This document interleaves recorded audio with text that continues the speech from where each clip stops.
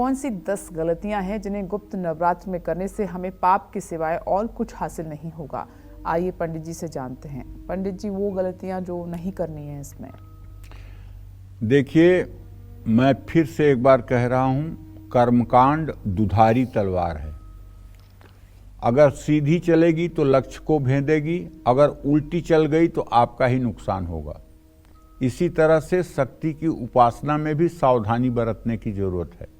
जैसे गुप्त नवरात्र में अपने खान पान पर विशेष ध्यान देना चाहिए। खान पान शुचिता और पवित्रता से पूर्ण हो। कौन बना रहा है आपके लिए आहार, इस बात का बहुत बड़ा आपको ध्यान देना है। किस बुद्धि से और किस श्रद्धा से, किस विवेक के साथ आपके लिए प्रसाद या भोजन सामग्री कैसे बन रही है, इसका विशेष ध्यान देना चाहिए। और अगर संभव हो तो अपने हाथ से ही अपने लिए कुछ बना करके भोजन पाना चाहिए। ये साधना में लगे हुए लोगों के लिए कह रहा हूं, शेष लोगों के लिए नहीं। दूसरी बात, घर के सभी लोगों को चाहिए कि सात्विक आहार का सेवन करें।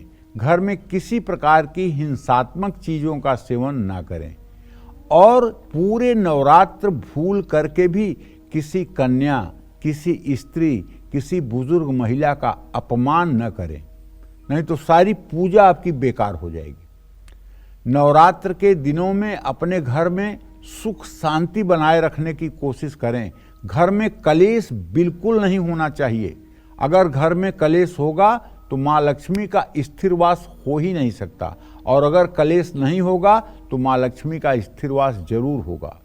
नवरात्र के दिनों में सूर्योदय के समय उठ जाइए, घर की साफ सफाई पर ध्यान रखिए, सूर्य को अर्घ दीजिए, प्राणायाम करिए और घर में भगवती की विधि सम्मत पूजा करिए।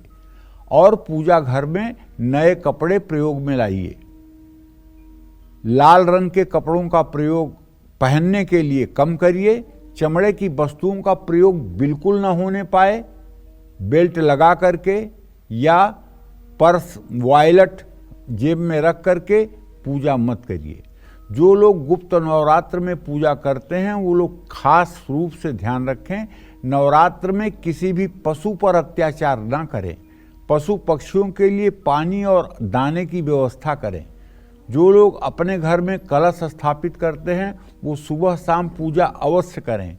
माँ दुर्गा की कृपा पाने के लिए किसी का अपमान न करें। जरूरतमंद व्यक्ति को ना सताएं। दोपहर में सोने से परहेज करें। हर रोज दुर्गा सप्तशती का पाठ करें। और एक बात ध्यान रखिएगा, भूल करके भी कवच के एक भी मंत्र से हवन मत करिएगा, वरना सर्वनाश हो जाएगा। कवच के एक मंत्र से भी आहुति नहीं देनी चाहिए। ये सभी दर्शकों को पता होना चाहिए।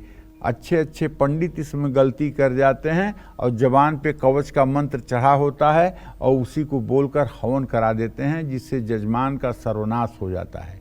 तो इसलिए कवच के किसी मंत्र से हवन नहीं होना चाहिए। जय मां विंध्यवासिनी।